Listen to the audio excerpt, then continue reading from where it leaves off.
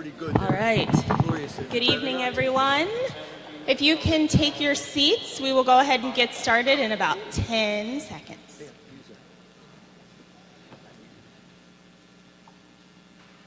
Oh, you're fine.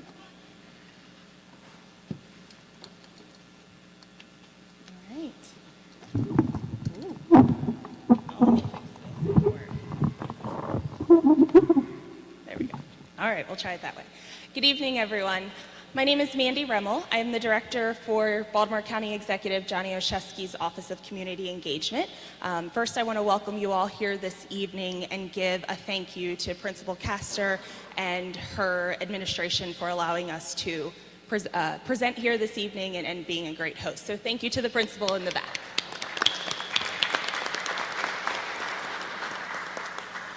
So tonight is our kickoff for the Hart-Miller Island Community Benefit Agreement and the welcome of our steering committee. We thank all of the applicants this evening that did apply for the steering committee, and we are excited to have our selected committee here with us this afternoon. I would like to just quickly go ahead and let them go down the line. We'll start on my right with quick introductions. You should be able to turn on that mic and you can pass it if you'd like.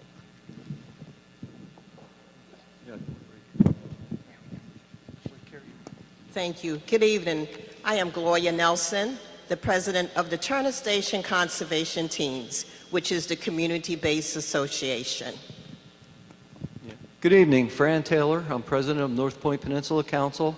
I'm also a member of the Hart-Miller Oversight Committee and past chair of the State of Maryland Dredge Material Management Citizens Committee. Brian Hall. I'm a lifelong resident of Jonas Creek, a community environmentalist.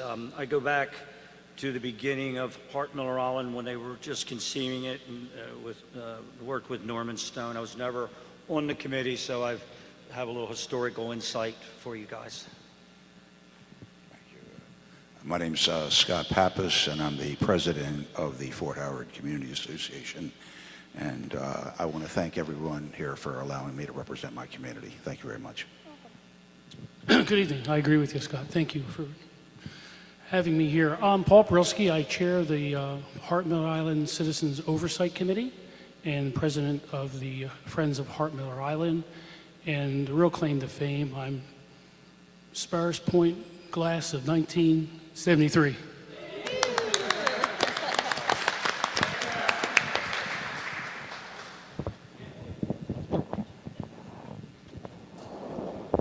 Good evening. I'm Frank Nyhoff. I'm president of the Chesapeake Bay Association. I'm Bob Bendler. I'm the past president of the Essex Mineral Civic Council, and tonight I'm representing Josh Sines, who is the current president. Unfortunately, he couldn't be here tonight because the Civic Council was meeting tonight, so I will be filling in for him. Thank you.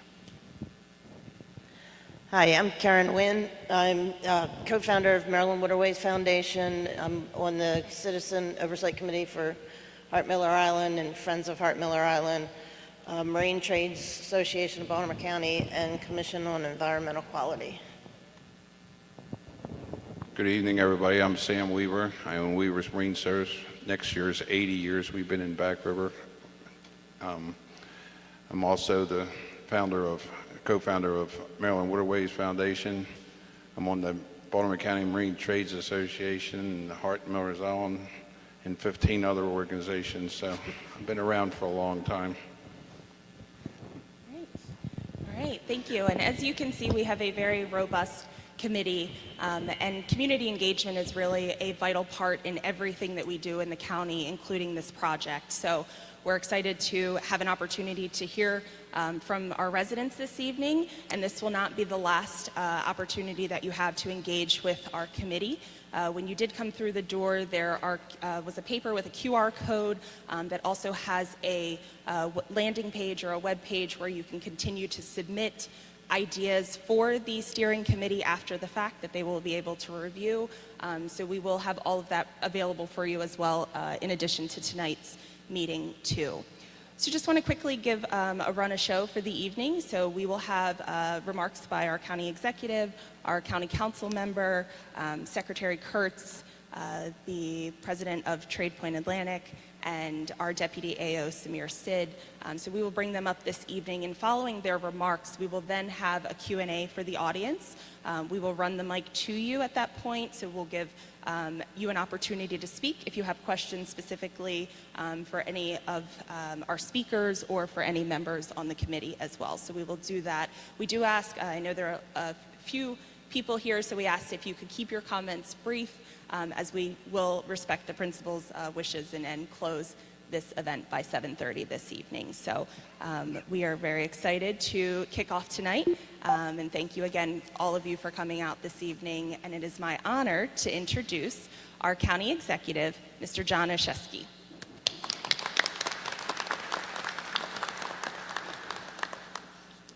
Thank you, Mandy, and good evening to all. Thank you for your presence and your interest in this process. I want to thank Principal Castor as well for her hospitality in welcoming us. I also want to thank, in particular, those who are going to be serving on our advisory committee. We saw an incredible amount of interest from citizens across Baltimore County who wanted to be part of this. And so actually, in light of that interest, in addition to having our advisory committee and our open community conversations, we're going to be inviting those who were selected to also do an additional focus group to really go deep and to make sure that their input is also considered by this advisory committee in this process. I also want to thank my partners in state and local government. You're going to be hearing from Councilman Crandall, and I just saw Councilman Marks walk in. But I also want to acknowledge our state partners. You'll hear from Secretary Kurtz, but also I want to thank Senator Salling and Delegate Metzger, I see Delegate Long as well, for working with us to actually create the space for this conversation. It is something that has been, for me, a student of history, but also a local resident. I don't have as much of the lived experience, Sparrows Point High School class of 2000. But I do know that I'm a student of history, and having lived here, I know that there is a long history with Hart-Miller Island, and that's why working with our state legislators, and in particular Councilman Crandall, we wanted to create this space to frankly right some historical wrongs. We know that we have a dredge placement facility that has a long history, that frankly was closed because this community felt and frankly was in some ways dumped on without their input, without their involvement, without investment back in the community for that. And I want to acknowledge that leaders at all levels, local, state, private, I think acknowledge that in this conversation. And so we were able to come to this place where I think we've come to what will hopefully be the beginning of a process that ends in a community benefits agreement that not only helps right some of those historical wrongs for Eastern Baltimore County by putting money back into the park and back into the communities that are affected by Hart-Miller Island, but also does so in a way that accelerates a $2 billion economic development opportunity to put more jobs and opportunity in our community here and in the state and in this region. So I hope that you feel heard and as a part of this, as we've tried to do with all of our work, but this is something that I think is not partisan. It is really based in the community. We want to make sure that we can bring all the voices to the table, our state leaders, both with the port and with DNR, our private sector partners, state and local government, but most importantly, this has to be rooted in and driven by and agreed to by the community. So that's why we set up the advisory committee. That's why we have this process, and look forward to hearing your remarks tonight. So without further ado, I'll turn things over to Councilman Crandall if he has any additional remarks, and we want to hear from you as quickly as we can. Thanks.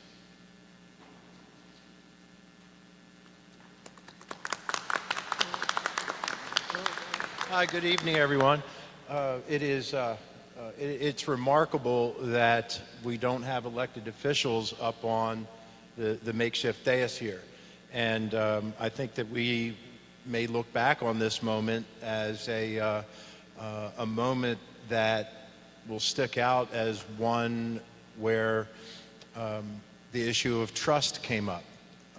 The conversations that were had to get us to this point, and I'm talking about the conversations that I had with the county executive and representatives from Trade Point Atlantic, really began with a sense of trust. And the representatives of Trade Point have always told us the truth, and they have always followed up on what they said they were going to do.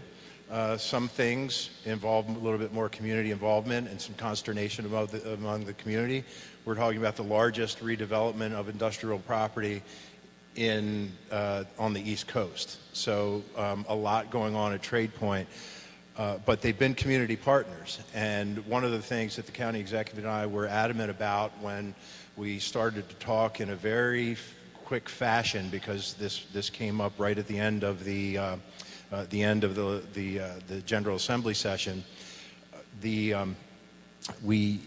wanted the community involved, and Trade Point saw the wisdom in that, and that is how we got to this point where we have a citizen steering committee to hear from the community on what the community would like to see become of not only Hart-Miller Island, but possible investments elsewhere in our communities in the vicinity of Hart-Miller Island. And the county executive alluded to this. If we go back into the 1980s when Hart-Miller Island came about, there was no discussion, to my knowledge, of a community benefit. There was no talk of reparations. I don't even know if community benefit was in the vernacular of the elected officials at the time or the policymakers in Annapolis at the time. So this is a very unique opportunity that we have. It is an opportunity that you all are driving.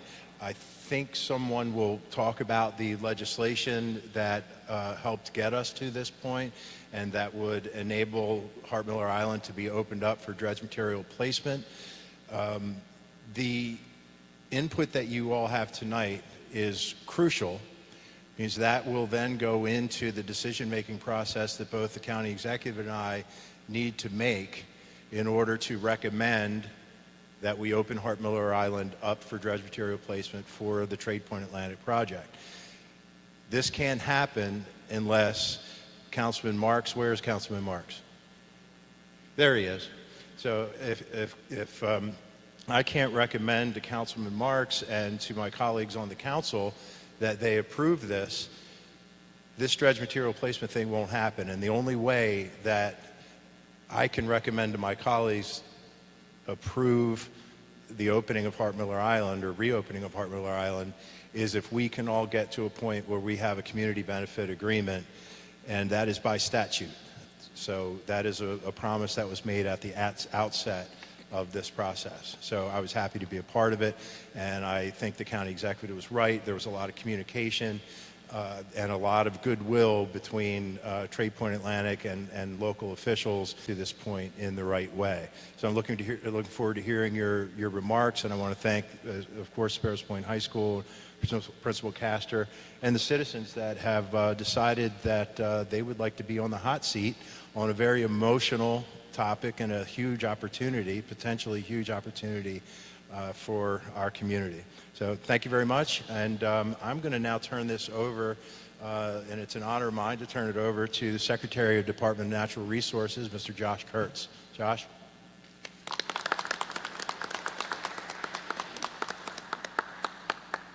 Good evening, everyone. Thank you so much for having me. I want to thank the county executive for the invitation to be here today. I'm going to kind of continue the theme here. As the owner and manager of Hart-Miller Island, I think it's really important for us to understand what the community needs and wants out at Hart-Miller Island. We have the South Cell open. It's regularly visited. I think we're really proud of that. I want to continue to learn from that experience, and then through this opportunity to really continue to build in the North Cell as well. That has got to be rooted in hearing from you all what you want to see and what the benefit is for you all in the North South. So I am not here to talk, I'm here to listen, so I'm going to stop talking, but I just really wanted to thank you all for having me. I'm going to introduce now Aaron Tamarchio, the Vice President of Trade Point Atlantic. Thanks.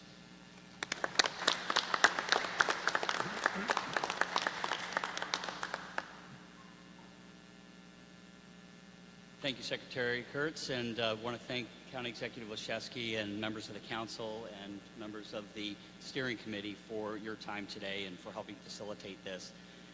Earlier this year, we came to the community to talk about an opportunity to advance a very significant project, which in our mind, is the last big puzzle piece to the redevelopment and cleanup of Sparrows Point. As you know, over the last 10 years, we've been working to take the 3,300-acre former steel mill and breathe new life into it by cleaning up the environmental legacy left behind and bringing back jobs to the community. We've been working very hard to deliver on that promise, and with a lot of support from the community, we've been able to do just that. And I just want to thank you all for the trust in this process, the trust that's being placed in Trade Point, and the trust that we've been able to build over the last 10 years. We will not let you down. We are here for the long haul. We are here to be a partner in this process, and we believe that this is a fantastic win-win-win situation all around for improvements to a phenomenal facility at Hart-Miller and for the surrounding communities, to advancing an incredible opportunity for the Port of Baltimore to bring the world's largest shipper here in partnership with $1 billion project that will alter the course of global trade on the East Coast of the United States and elevate Baltimore to a rightful position as a premier port on the East Coast of the United States. That's the future, and we also believe that this project will continue to fuel what has been built at Trade Point Atlantic for the next generation. I heard from this community loud and clear when we sat in a similar room like this 10 years ago that jobs were important, longevity and long-term vision was important. And that's exactly what we've been trying to build towards, is making sure that that long-term vision is sustained for the next generation of East Baltimore residents and Baltimore County and Baltimore City residents. Thank you very much, County Executive, for your leadership, and I'll turn it over to Samir. Thank you.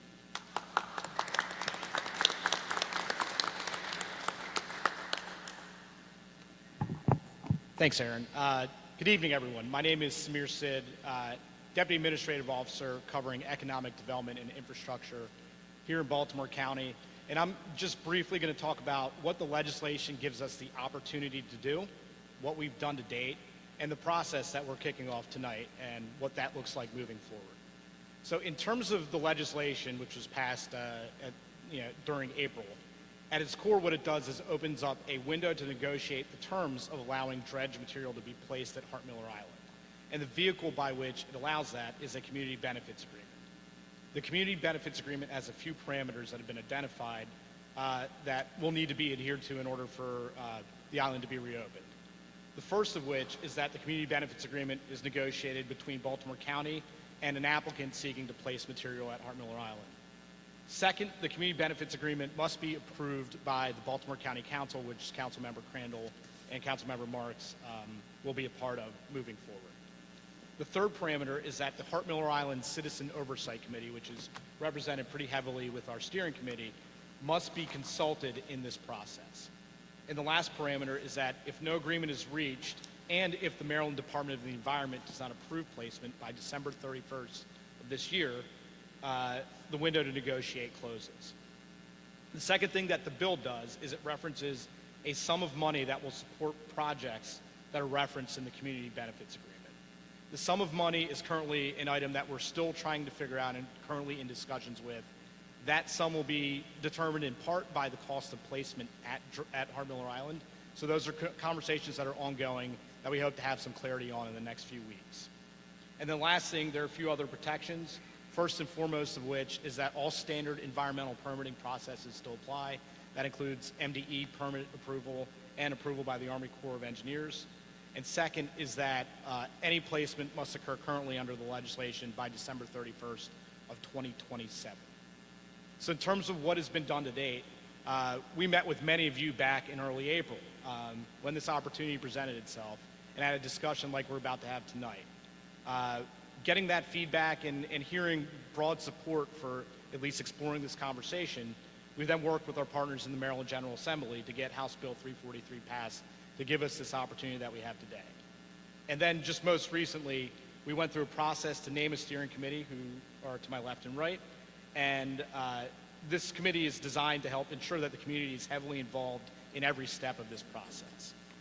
So in terms of what's next, given that the deadline is December 31st of this year, we've got a lot to do in a short period of time. And we're starting that process tonight. and over the next several weeks following our discussion tonight, where we want to hear from you directly, we will have a series of steering committee meetings. And tentatively at this point, we're planning to hold our first steering committee meeting on the week of August 19th, and that'll be followed by subsequent meetings during the weeks of September 2nd and September 16th, with firm dates and times to be posted in a few days once we're able to assess availability of the committee members. We would plan to then come back to you and host a final public meeting during the week of September 30th, and if everything goes to form, we would be able to introduce a resolution to the Baltimore County Council to approve an agreement on October 7th, and that vote would occur on this timeline on October 21st. It's a tentative schedule, it's pretty aggressive, and it's built to have some flexibility. So if there are reasons for us to make some changes, we will consult with the community and make those changes. But the purpose of this meeting tonight is to hear directly from you and to get your input. So we're happy to be here and happy to do that. If folks are here that want to participate, we do have a website that takes in feedback as well. So we would open that up to you. And before I open it up to the community, I want to call Councilmember Marks up to say a few words from his perspective. Thank you.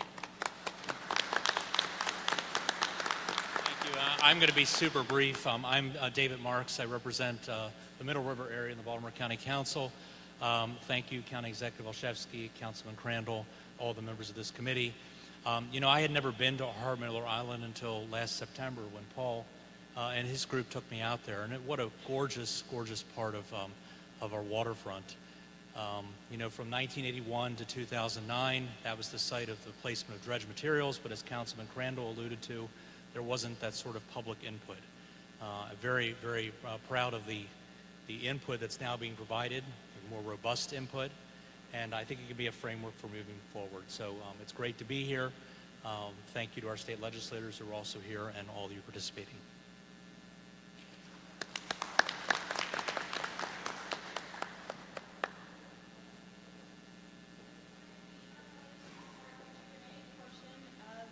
The program. I will run the mic to you if you have a question. So if you don't mind raising your hand, and we will start. And when you have your question, we ask that you, if you are able to stand, that way we can capture you on the live stream as well. Who would like to start? There we go.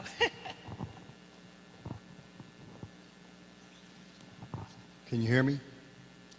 Douglas Selmer. I'm the president of the Back River Neck Peninsula Community Association, the closest piece of property to Hart-Miller Island, which is also within our jurisdiction. Question for whoever wants to answer it. Have the boring samples been taken and analyzed? The boring samples where the dredging is going to go.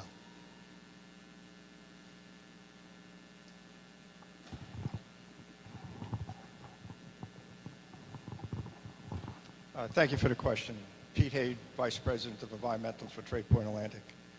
We've put together a sampling and analysis plan, and we submitted it to the MDE, the MPA at the time, and the EPA, and they've approved the plan.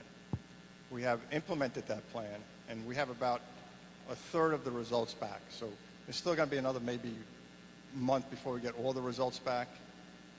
The area that first came back, about a third of it, has been tested for ocean placement. In other words, it's very high standards, and the materials come back actually able to be placed in uncontained ocean water. So in other words, the material to date, this third of the material is very clean. We're still waiting for the rest of the results to come in. We should have all the results within a month.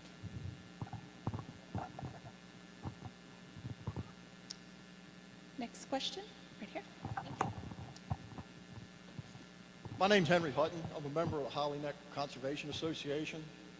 I want to predicate my question with just a simple statement. The Hart-Miller Island project, the dredging of Baltimore Harbor, all began in 1960. It was a long project, a long, arduous project. And a large, arduous project beginning in 1960. The big difference between what's happening now and what went on then is it was a public project. It was for public dredging. This is a public asset that's being used by a private company, which is something we should all be very clear on what the value of that asset is and what the value of that disposal area is. Having made that point, my question is, it is very obvious that the north cell of Hart-Miller Island impacted communities are not well represented on this steering committee. The Middle River Civic Association covers a bit of an area, but when you look at the Hart-Miller Island North Cell where this placement is happening, it is all of the Back River Neck Peninsula, Holly Neck Peninsula, Rockaway Beach, up through Middle River, Bowley's Quarters, Seneca Creek, and part of the Gunpowder. That is the impact zone for the outflow of the material that's going to be bled off of Hart-Miller Island. Again, I would like to know why these groups appear to be very, very underrepresented.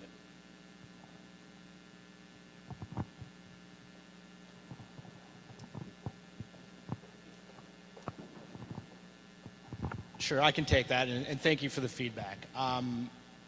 Look, we put together the steering committee in part based on the legislation that was passed back in April, and the primary criteria, the only express criteria, was making sure that the Hart-Miller Island Citizens Oversight Committee was consulted in this process, and so that was the starting point. We went through an extensive application process. Personally, I was overwhelmed by the amount of interest serving on the committee. We had about 30 applicants in a very short period of time. I think the 9 folks that we have up in front of you today, they're presidents of various community associations in the area.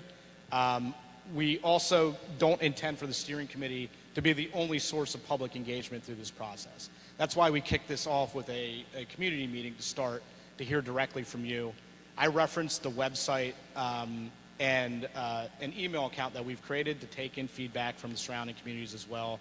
And the last bit that the county executive mentioned, due to the overwhelming interest in serving on the steering committee, we're going to do a focus group meeting, and that'll be a separate meeting from the process that I laid out, and that will be scheduled. But we want to make sure that everyone's accounted. I think that's valuable feedback, and I'm happy to hear that, and we'll make sure that we have your voices at the table as we negotiate this agreement. Thank you.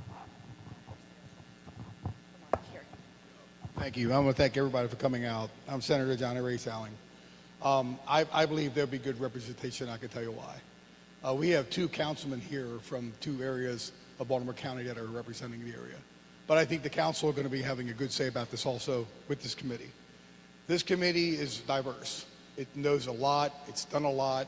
Is represented well. And I believe the people here have a good understanding about that. But at the same time, you have a council, you have delegates and senators, you have a county executive, you have others, and you have private partners here at the same time that want to be a part of this. I want to thank our secretary from DNR being here and coming and being a part of this. But more importantly, you're a very important part of this. Your conversation is the most important conversation we need to continue to have. So please, this is only a beginning. Please don't stop. Continue to go to the meetings. Continue to be out here and be a part of this, because it affects all of us and affects your kids, affects our generations to come. So I want to thank you for this opportunity. But steering committee, I want to thank you. Let's work together. Let's continue to have the conversations, because I know there'll be a lot of them. And I want to thank Trade Point Atlantic for doing this and our state legislators. Thank you, County Executive, as well. Thank you.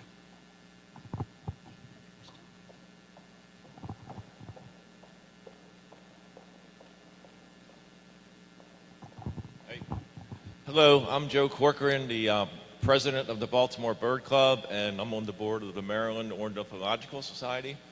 And in case people didn't know, Hart-Miller Island is probably the premier place in Baltimore County, and for sure, and possibly Maryland, for birds. Number of species of birds that live there, nest there, stop over there on migration, going north and going south.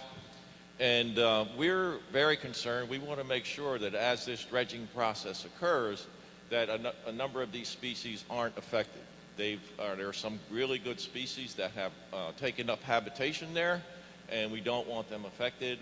Let me give an example, is the trumpeter swans, which were down to like 3,000 pairs not too long ago in the whole of Canada, United States, or south of Canada, excuse me. And now, and so they're still threatened, they're still vulnerable, and we have some there at Hart-Miller Island. We have a breeding pair with a cygnet, and just recently on a trip out there, we saw a second pair. We think the second pair may be trying to breed there too. So while that's happening, we don't want these birds to be affected so that they continue to have habitat there. Also, the shorebirds that pass through, they have to go a long way to get up into northern Canada, up into the near the Arctic Circle, and they need stopover places, especially shorebirds, to feed, to build up muscle and energy to get up there. And Hart-Miller Island is turning out to be one of those places. There are over 300 different species of of birds that have been seen out there. Birders are constantly going out there. It's one of the premier spots for birders to go out to see birds and to go all around the island, the South Cell and the North Cell. And we want to make sure that that's protected. So I guess the question is, what are we going to be doing to make sure that these birds are protected while the dredge material process is going on?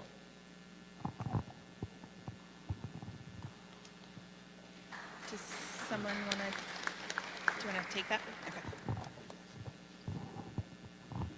So this is actually less of a specific answer to that question and more of like why we're doing these iterative conversations. I sort of envision the landing page in future community meetings to actually take those questions and realize these are the kinds of things that we have to be thinking about that either get built into a community benefit agreement and or are things that we have to have answers for before we execute on such an agreement, right? So I think, you know, taking the data, if it's publicly available, we can release it. That is available, for example. Let's put that on the website when there's questions about. Let's put information about what is the timeline for testing and approvals. Let's take information about sort of the birding and other wildlife that might be relevant on the island. What protections are or can be put in place as part of the dredge placement process. And then sort of just to the points of the other communities, we absolutely want to make sure that voices are heard. I don't think there will be anyone interested either on the panel, myself, in terms of submitting one, or for Todd and David to approve something without all communities feeling like their concerns and their interests are part of this agreement and this process. So feel free to keep asking questions. We're going to keep posting updates on the website, providing updates at these community meetings, but also feel free to keep talking about the things that your community or your organizations are interested in seeing these benefits be invested in. Sure. I just wanted to, a thought occurred to me, sir, as you were speaking. So if it's not clear to some of us, and maybe we jumped the gun a little bit on the conversation this evening, because we've been so close to this, and members of the steering committee have been so close to this for a while, I would encourage you to think of and submit to the committee not only the sentiment that we don't want to see ruined what is good there now, should dredge material be placed there, but one of the components that the steering committee will consider, and that quite frankly the county executive and Councilman Marks and I and the county council will consider, is what are the goals for Hart-Miller Island itself, and how do we create and use the potential community benefit dollars at Hart-Miller Island?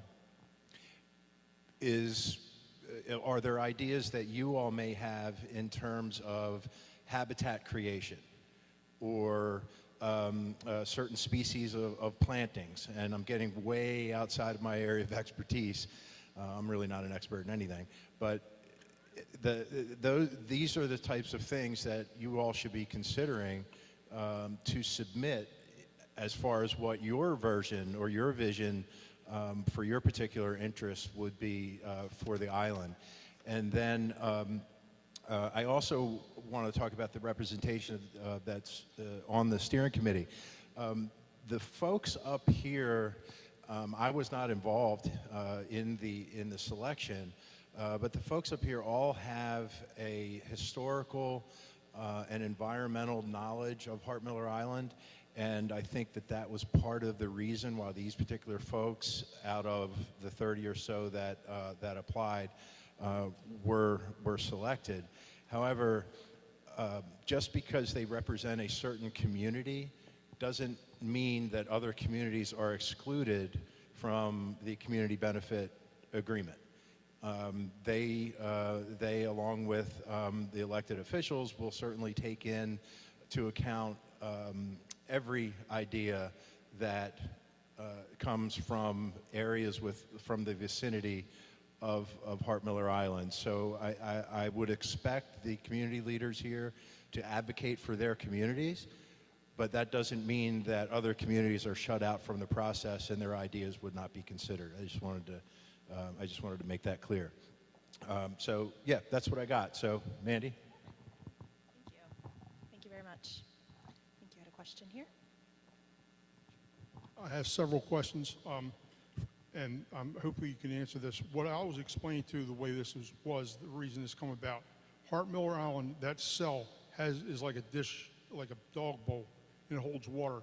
And hopefully somebody can clarify that. And what brought this project on was to be able to fill that area so that they wouldn't have to keep treating the water to put it back into the bay. That's what I was explaining. And actually, the state, I believe, was in the process of paying $400 million. I don't know. It was a lot of money to do that. And lucky that Trade Point Atlantic, it was like a good plan all come together. The question, that's one of my questions. And the other thing I just want to make perfectly clear, they're not going to change the elevation. It's not going to go no higher. And I want to make sure that's clear because I know a lot of people are very concerned about that. And the other thing is, I've been getting a lot of constituents calling me about the elevation. I says, as far as I know, it's not going to be raised. The other thing is as far as community benefits, as this one gentleman did mention, Hart-Miller Island was designated for public spoilage and people for spur dredges and maintenance dredging.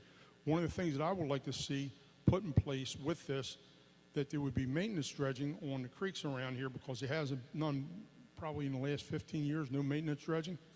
And it would also help fill in the area that, from what I understand, they're coming short with material. And if, Trade Point Atlantic or whoever the powers are being want to pay for however they have to do the maintenance dredging. I live on Bear Creek. They've dredged our creek twice. That was 15 years ago. And it's starting to fill in. And it's a good thing because if they dredge it, it's good for the SAVs. You don't have all the mud coming up. It's just for navigable boating. And hopefully we can get that included with the benefits improvements. And I'm here standing with the community, whatever the best is for the community. Thank you.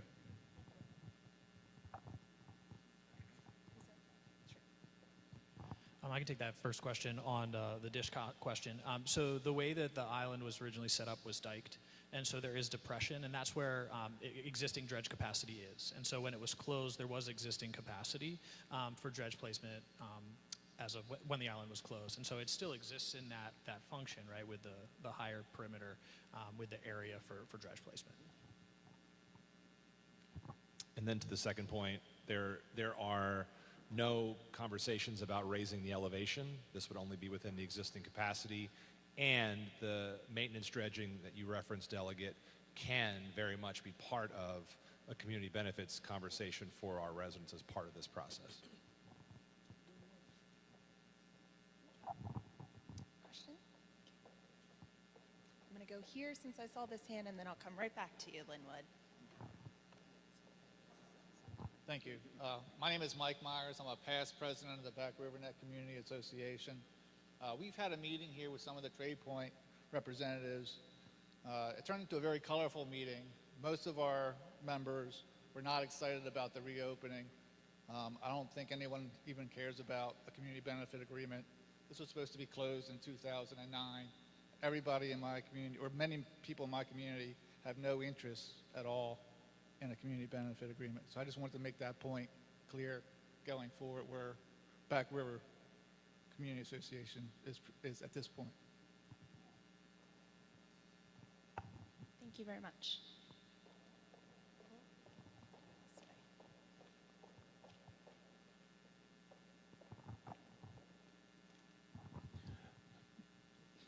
Don't ever tell me that. Get off me, stop.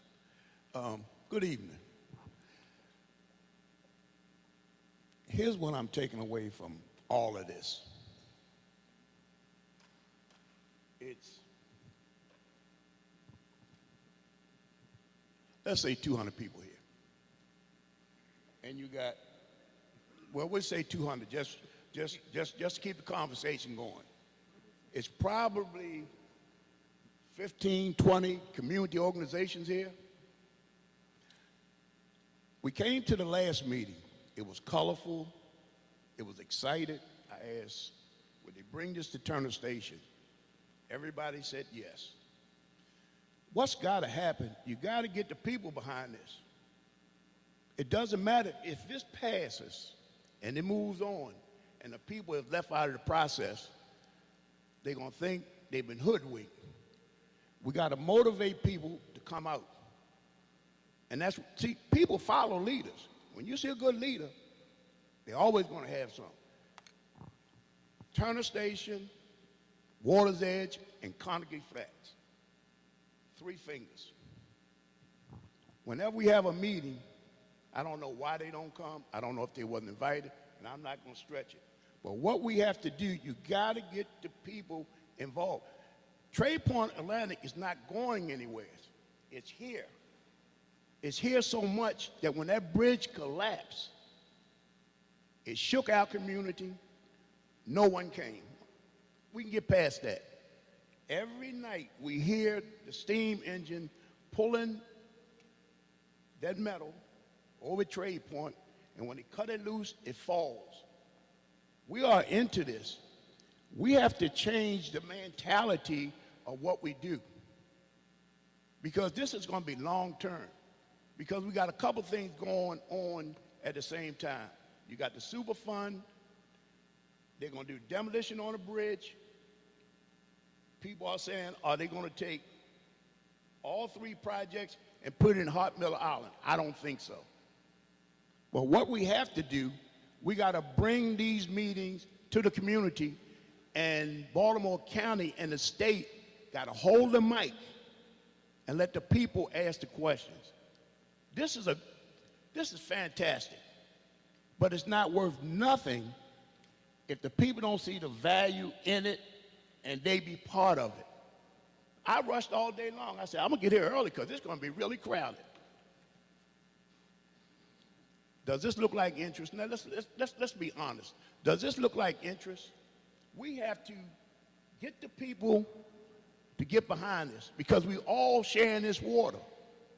The same water comes from Bear Creek, Patapsco River. It's going to affect us all. So county executive and state and Mr. Trade Point, is it possible that you have a mini session that you have here, bring it to Turner Station, get with Water's Edge, get with Carnegie Flats, and pull it together? I was so grateful that my delegate made it a public record that our community shook and nobody came. That is distasteful with the community. This is a project that's going to bring employment. It's going to be long-term. It's going to be a win-win. But it's not going to be a win-win. It's like the Super Bowl and nobody shows up. Who cares who wins? So I'm hoping that my elected officials bring it to our community so we can be part of the process.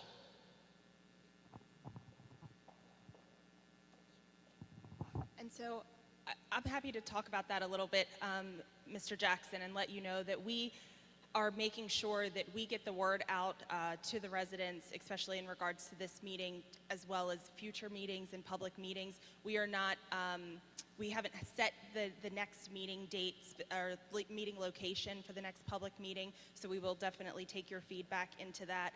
But I think what we also need from this group and from our committee is to have you all help us push the message out there that we need this feedback.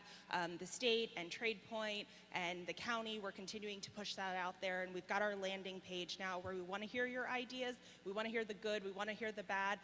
So we are also asking you to go into your communities, where I know a lot of you are leaders, to get those residents to come to the table and to come to the meetings and submit their ideas. But we will take that under consideration as well in regards to future meetings at other areas. You're welcome.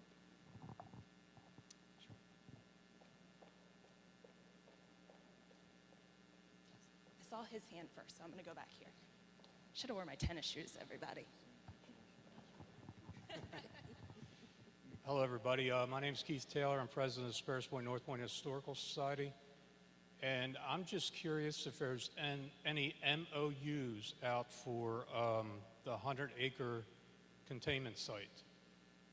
We oppose opening anything from Hart-Miller Island. We definitely do not want to do that. We want a community benefit agreement. If we're going to increase the port size, if you're going to increase the port, we want Trade Point Atlantic to have a CBA with the containment site.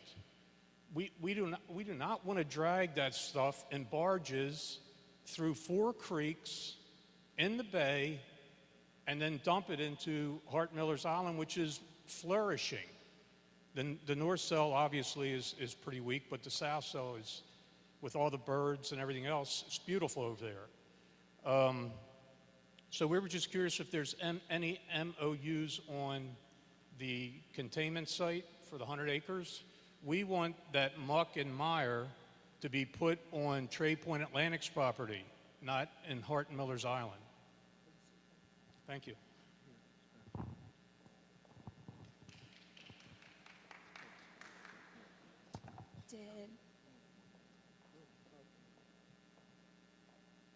Aaron, do you want to pass it to her? Okay. Yeah, just to address Mr. Taylor's comments on the alternative placements and potential benefits around that, I'll turn it over to Pete. Thanks, Aaron. Pete Haid, Environmental Vice President for Trade Point. Right now, Keith, we're going through a NEPA process, and we are evaluating different options. The HMI is one of those options. Frankly, it appears to be a win-win option for many reasons, which we've discussed already. We are also looking at a open water taking, 100-acre, off the west side of Coke Point. There is a number of challenges to that remedy, if you will, one of which is the 100-acre taking of open water. And we've gotten a lot of feedback on that also. So the third option is a series of different options put together, which at this point has not been worked out or settled. So we are, at this point, still looking at 3 different alternatives. But right now, it does look like Hart-Miller Island makes the most sense compared to the other alternatives. There's no MOU yet, and the alternatives of evaluation and the NEPA process is not complete. We're working that right now.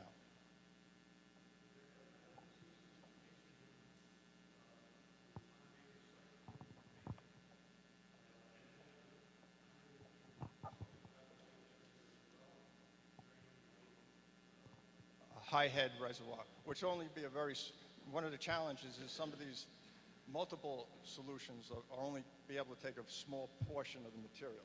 So you'd have to have multiple areas to be able to handle it. That's why the 100-acre. We are going through the NEPA process, and the alternates analysis is part of that process. When it's done, we'll have an environmental impact statement that evaluates all these options and discusses why one is preferred to the other. We hope to have it done by the end of the year.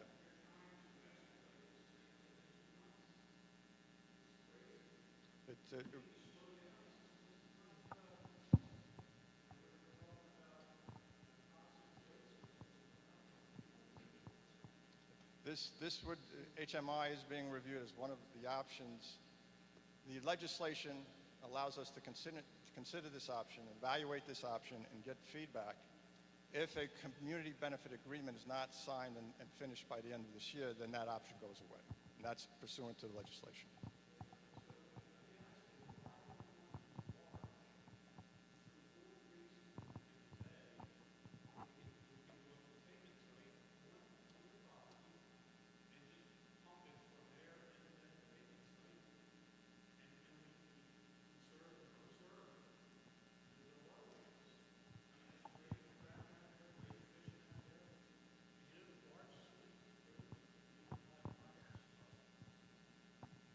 Well, Keith, there are some advantages to the 100-acre, but we've also been informed of a lot of disadvantages. And as we work with NIMPS and the MDE and other agencies, there's great concern about doing 100-acre taking offshore.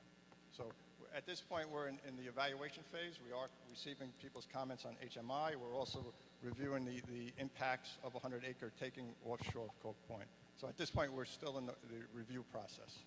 The reason we're moving quickly, one is we are trying to build a container terminal as quickly as possible to basically show the strength and resiliency of Baltimore Harbor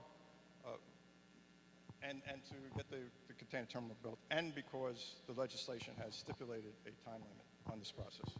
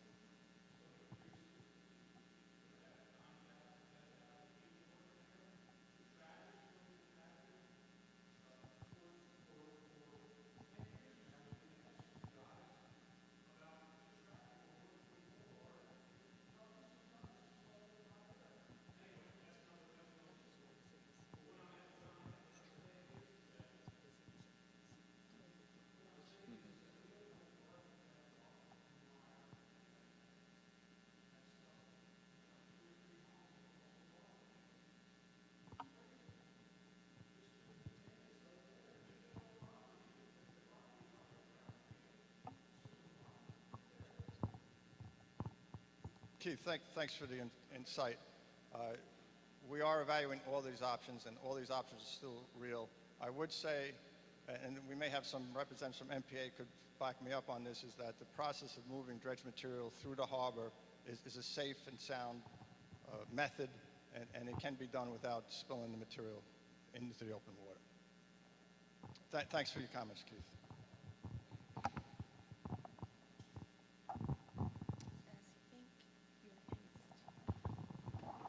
My name is John Newcomb, and I've been down here 80 years. We were told the dike was closed. Johnny O, it's closed. Leave it closed. For the last 3 years, I'm a part of Blue Water, took samples at Hart-Miller Island, Bay Shore, the little island next to it, and in front of my pier in Browns Cove, and all 3 years it's failed for bacteria. Failed. Never passed. Leave it closed. You promised us it would close. Keep your word and leave it closed. Thank you.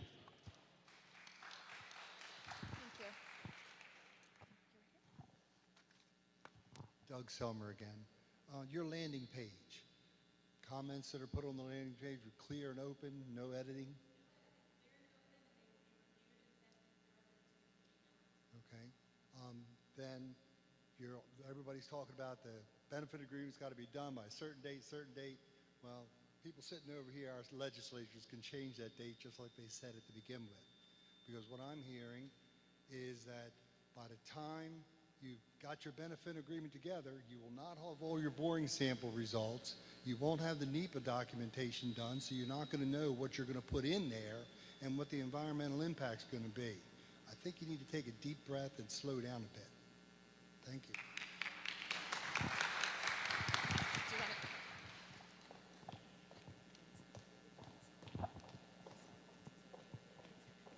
Let me just make sure we don't conflate the process.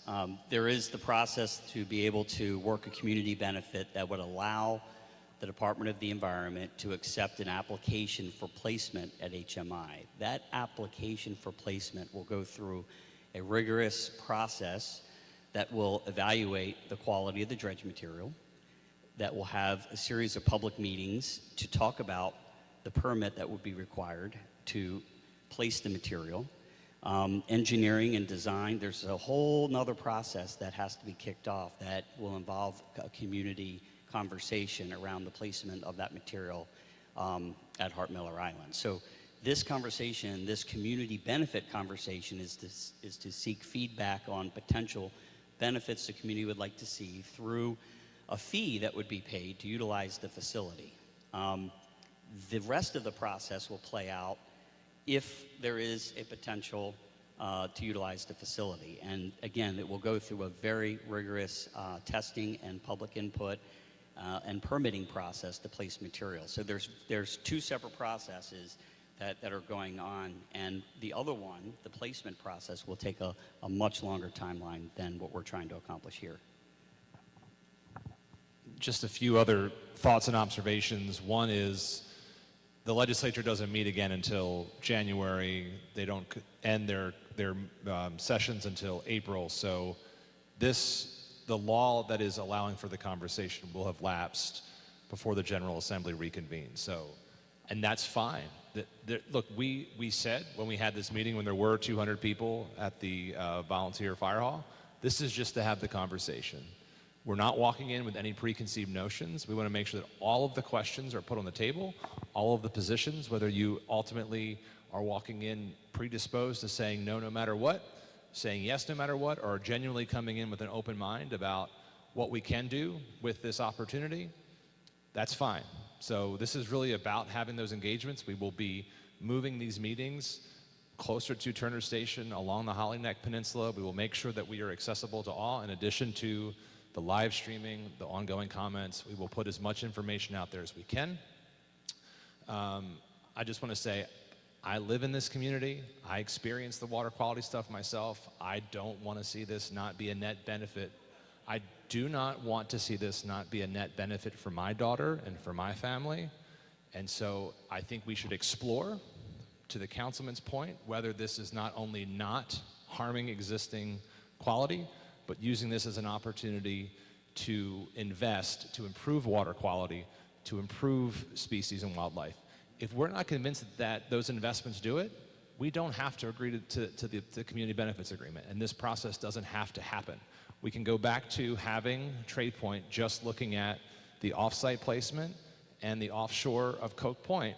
But what I can tell you is this is the only process that requires a community benefits agreement. This is the only process through which, if we do this, they have to agree to a community benefits agreement as part of that process.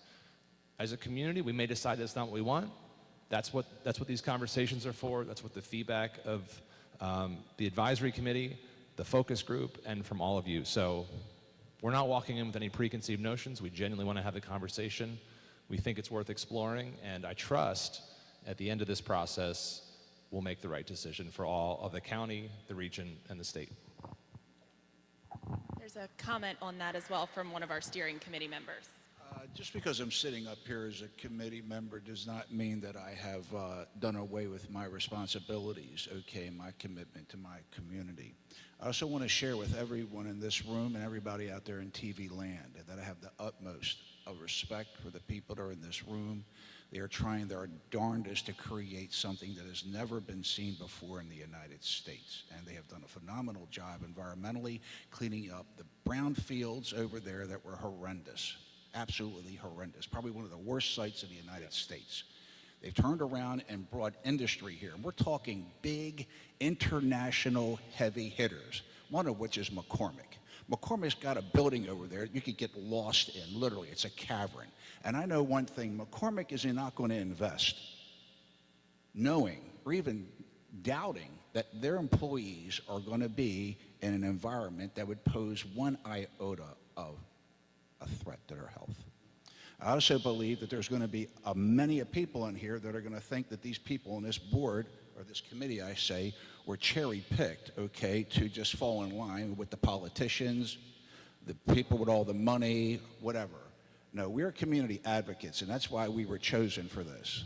Now, I'd like to redirect the audience and the people out there, again, in TV land, that the purpose of this meeting is to find out what community benefits we're looking for. This man right here, Mr. Haig, I've worked with him for a number of years. He's excellent, okay? I'm not going to get into, patting everybody on the back, because, again, like I said, everybody's doing their darndest. But I'd like to hear, okay, in the next 3 meetings, because, again, we're just kind of getting Harry, okay. We're just kind of getting oriented right now. This is kind of an orientation meeting. And really what this is about is community benefits. So what I'd like to hear is your concerns, obviously, about birds, about the outfalls, et cetera, but we really need, our job here is to say, what do we want? What is it you want for birds? What do you want for the outfalls? What do you want? A playground, What is it that you want is what this committee needs. We're going to prioritize, and then from there, hopefully, we'll do our job properly. Thank you. I'm going to go right back here to this hand.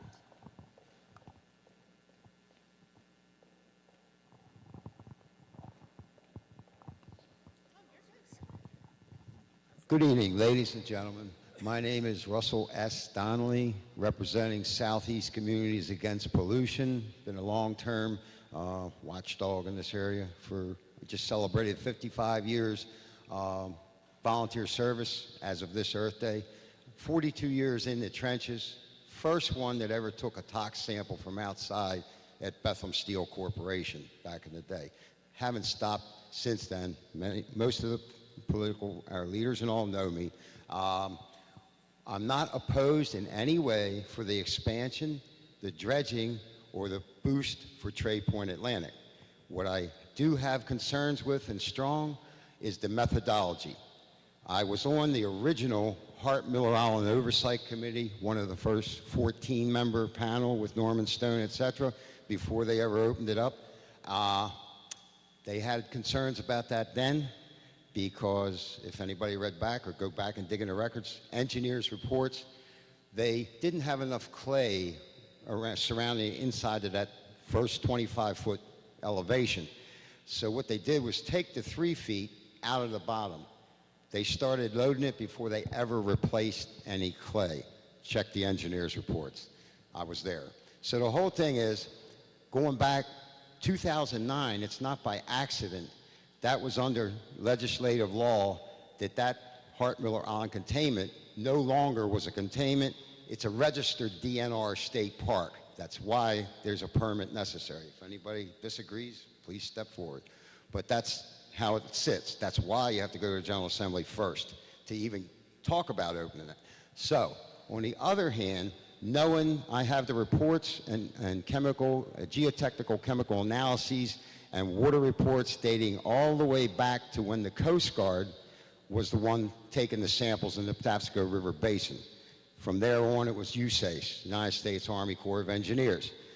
That material surrounding, there's a donut surrounding 270 degrees of the Sparrows Point Peninsula, formerly Bethlehem Steel, not in any way, fault, shape, or form by Trade Point's doing. It was the predecessors of 120 years. That's NAPL. They attempted to put an LNG plant on the shipyard side. They took core samples. This was Maryland Port. They went down, at that time, only 2 feet, and that was back around 2007 to 9. Went down 2 feet and hit black NAPL. You're going to run into the same thing, 270 degrees, because everything went out the pipes before the Clean Water Act.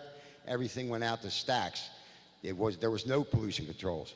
So at the bottom end of the line, we're opposed to putting that material.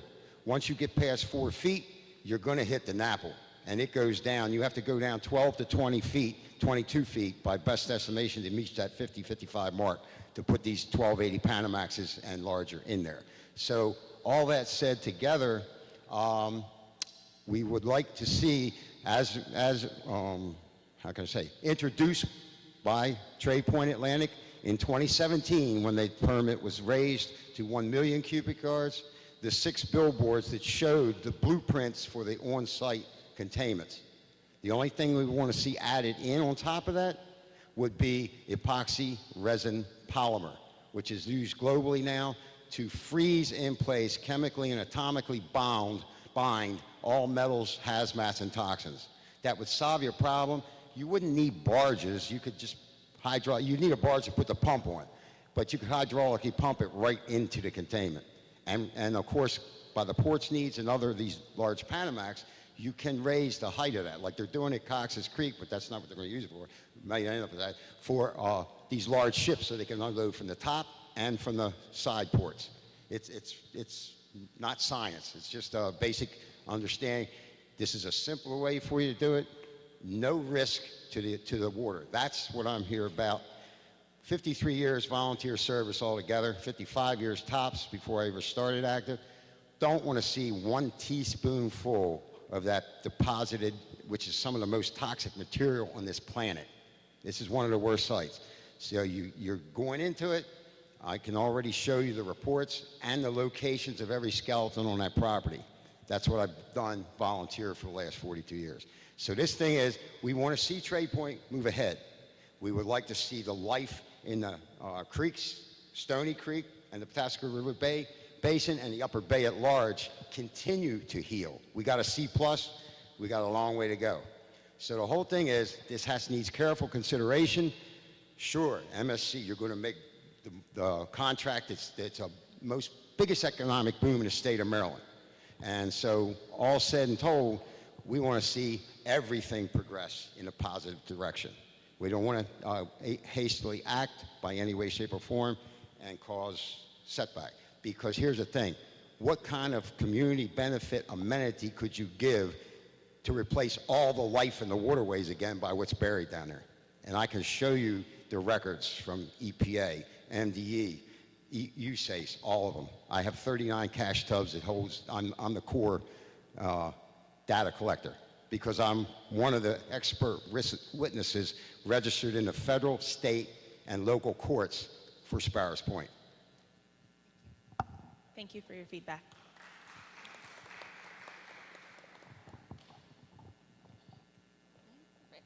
I'll go right here. Ken Murray, resident of Water's Edge. I really have a question for the executives and the board members up there. Each of you board members, who represents Water's Edge, Turner Station, or Carnegie Flat? Can you raise your hand if you do? Aren't you in Essex? I represent everybody that has an interest or is a stakeholder in this. I understand that, but as a county executive, did you guys appoint the board? How come there's only one person from this side of Trade Point on that board?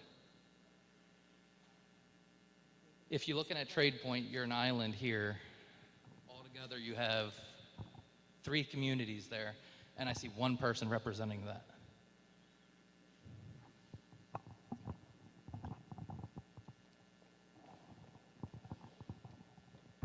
So yeah, I'm happy to take that. Look, the legislation passed in April, and the one thing that legislation required us to do was to specifically consult with the Hart-Miller Island Citizens Oversight Committee. That committee is heavily represented up here. That was our first priority. Beyond that, we can only put a limited number of people on a steering committee, or else the steering committee would have 30 or 40 people. The reason why we're doing the meeting we're doing tonight is to engage the community at the onset of this process. That's why public engagement is first, and it will also bookend this process. It'll come at the end. So just because the 9 folks that you have up here don't represent a specific community that you're a part of, doesn't mean that your feedback won't be considered. There's a way to conduct the process. This is the way that we're going about it, but we're certainly open to feedback as we move through this and one way or another come to a decision on whether or not we want to realize an opportunity. Thanks. I know Paul has a few. I'll just add that if you and/or the community has thoughts, requests, concerns that you want addressed, we want to make sure that is part of this conversation. So we will make sure whatever forum we need to create for Back River, for Turner Station, for Holly Neck, you can name the community. I mean, I think to Scott's point, I represent all of the communities that are impacted. Between Todd and David, they represent the communities that are impacted. I think everyone that is coming to this work wants to ensure that all the voices are heard, considered, and a part of it. So if at the end you feel like there hasn't been opportunity, let me know personally. We'll try to find more opportunities to do that. It is not my interest to exclude any voices. I think Samir was right in terms of wanting to meet the requirements of the law in terms of ensuring that there was sufficient HMI oversight on the task force or on the committee here, but that is not meant to be at the exclusion of addressing concerns.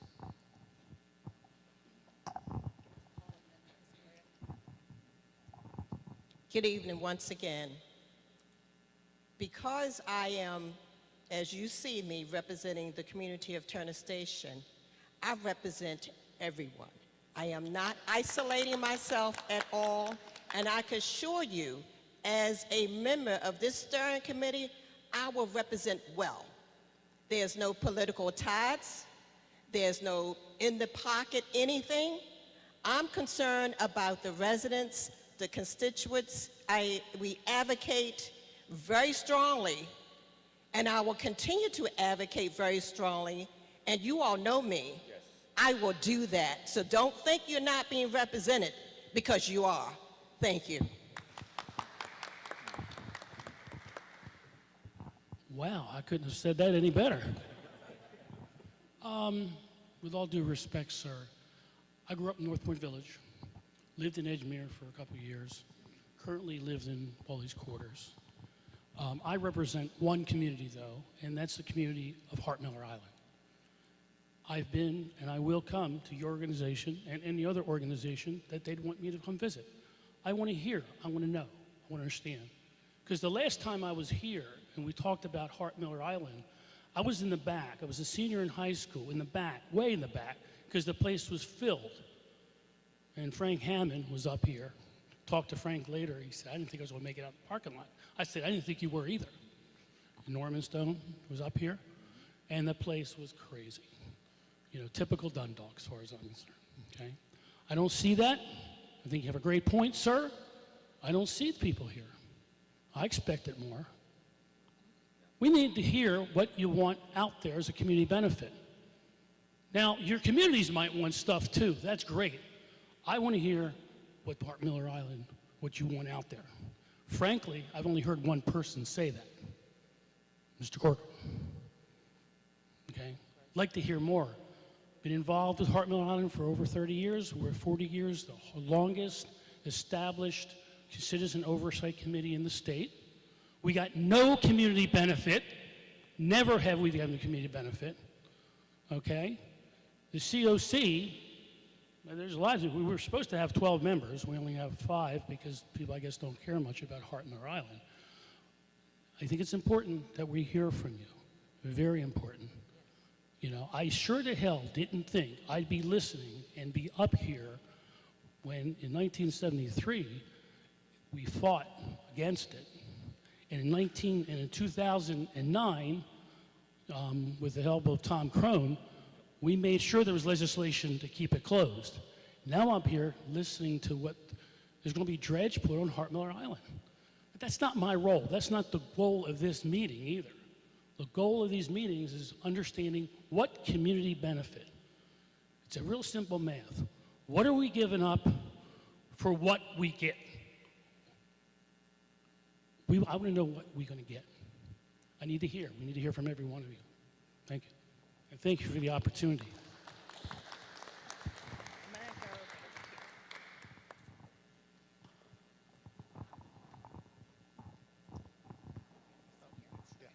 Hi, Mike Myers again with Back River Neck.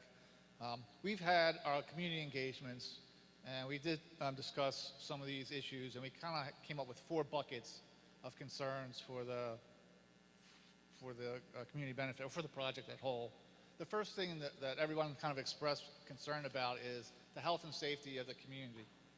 What can we do? What kind of monitoring can be done when there's additional, particularly pretty toxic stuff coming out of Sparrows Point? The second sort of bucket that we talked about was concern about just the wildlife, not just on the birds on the land, but also the fish, the crabs, how to make it better, how to make the marine ecology better. The third bucket that we kind of talked about that people were interested in was sort of the past crimes, you want to call it, or reparations. We've been dumped on, as all you know, the history of this, the promises that were made of completing this island by the state. It was all in the original plans for the Corps of Engineer plans to build this into, it's supposed to be the best park on the Chesapeake, and you can tell right now it's not the best part on the Chesapeake. And the fourth bucket we kind of came up with was the actual community benefit. What do we want now for the actual dumping that's going to happen in the future? So those are the 4 buckets. Not saying our community agrees to it. Again, we'd like to keep it closed, but these are just broad discussion points, that sort of framework. And I apologize there aren't more specific and more like dollar amounts, but those were like the 4 main buckets that we were talking about. Thank you. I don't think that you have to apologize that there aren't specific dollar amounts, but these are the meaningful conversations that the steering committee just expressed. I think each one of them that grabbed the microphone expressed. The conversations of what we want, if this thing were to come before the council and I make a recommendation to pass it. And if we can't come to an agreement on that, then I'm not, I think I said before, then I'm not going to make the recommendation to my colleagues on the council that we pass it. Trade Point are concurrently looking at other avenues for dredge material placement. I have no doubt that they are building a container port, and they're going to do it within the regulations that state and local government and federal government have in order to do that. I have no doubt with the business minds that are running Trade Point that they will accomplish that.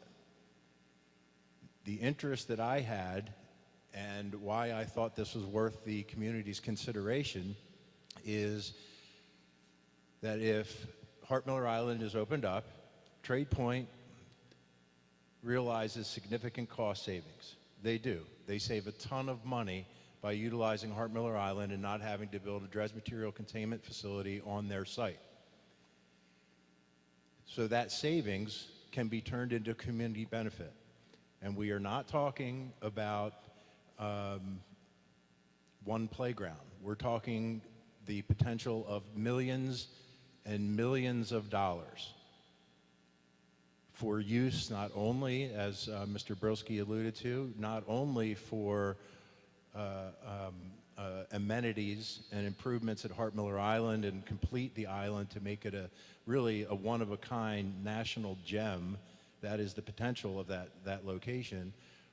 But things that communities have been waiting for, but we just haven't been able to get into the county budget, and they haven't been in a priority. It's a large county, and there are budget priorities all over the county. There are communities with all kinds of needs. So I looked at this. If this works, this is an opportunity for an influx of capital dollars to finally realize capital projects that we haven't been able to get the funding for. So that is my consideration that I made when I agreed to advocate for the General Assembly to pass the enabling legislation that we have.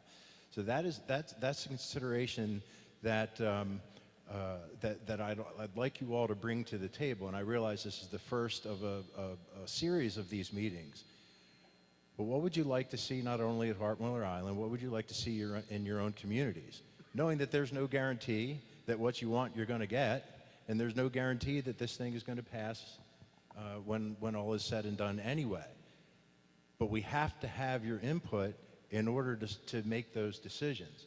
And I respect those that have been around this issue for a long time, that expressed their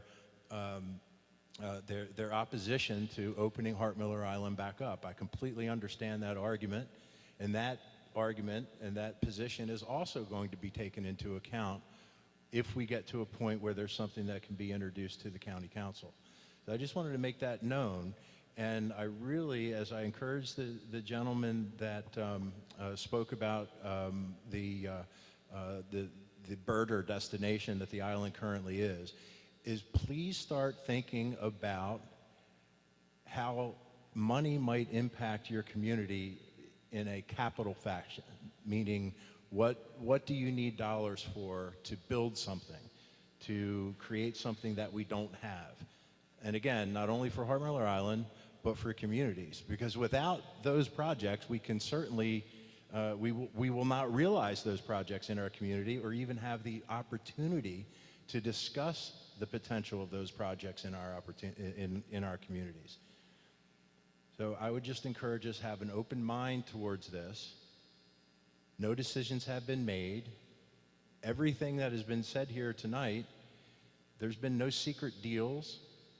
There's, I'll send you my emails that got us to this point. There's nothing behind the scenes other than in my estimation, this was an opportunity that our community should consider because it's a generational opportunity if we can make it work. And it's still, we're not there yet on knowing if we can make it work. If you're opposed to just opening it up, make sure that we know, and the steering committee knows that you're opposed to opening up at all. If you have ideas on how the project could be made better with water quality issues addressed or habitat issues addressed on the island or amenities on the island, please make sure we know these things. Give us what you think to give us the basis for making a decision moving forward. So, thank you. Sorry if I went on forever. So we are at 7:30. I just want to be mindful of the time. I'm going to take one more question from someone who has not yet submitted or shared their ideas, but I did want to let everyone know, after this meeting, there was a sign-in sheet when you first came. At the end of this meeting, we are going to send you the QR code that you can also share with your communities, with your residents. We're going to send you the link to the landing page and then a QR code that you can push out on social.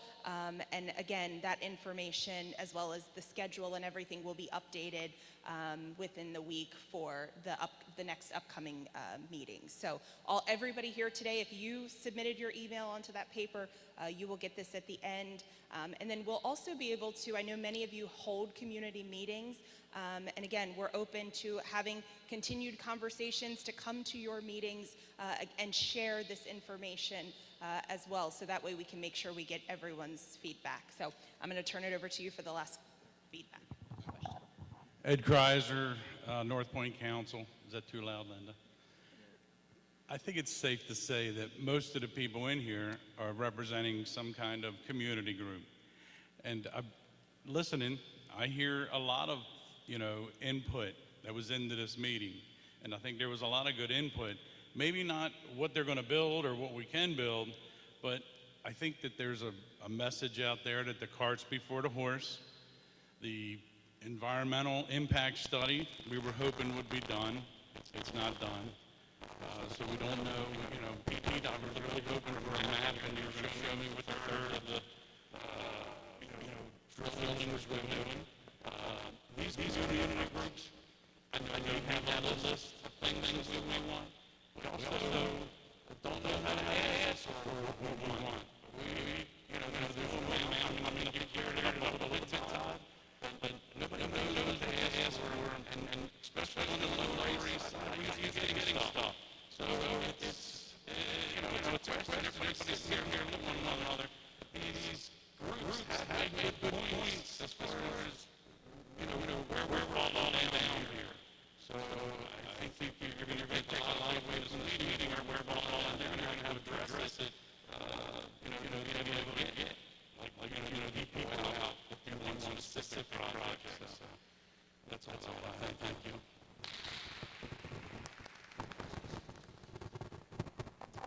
Thanks for your comments, as always.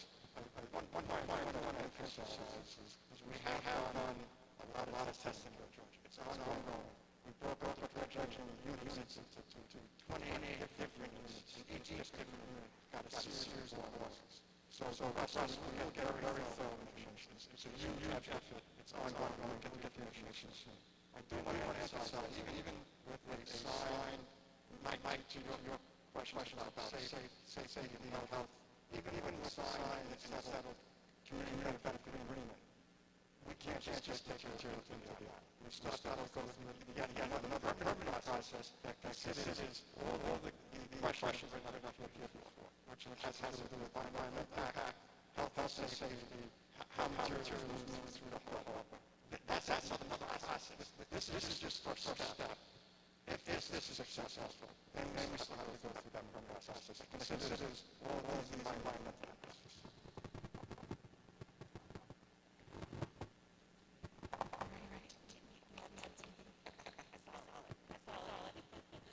And I don't like speaking, but I just want to make one comment that every one of us up here is up there volunteering, and volunteers for their community and volunteers for other communities. I know everybody out in the audience, you're here for your community and you volunteer for your community for other communities.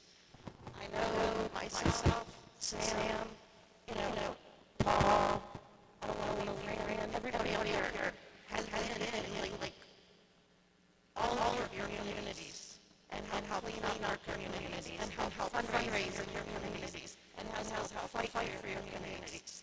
We're not making a decision whether this is happening.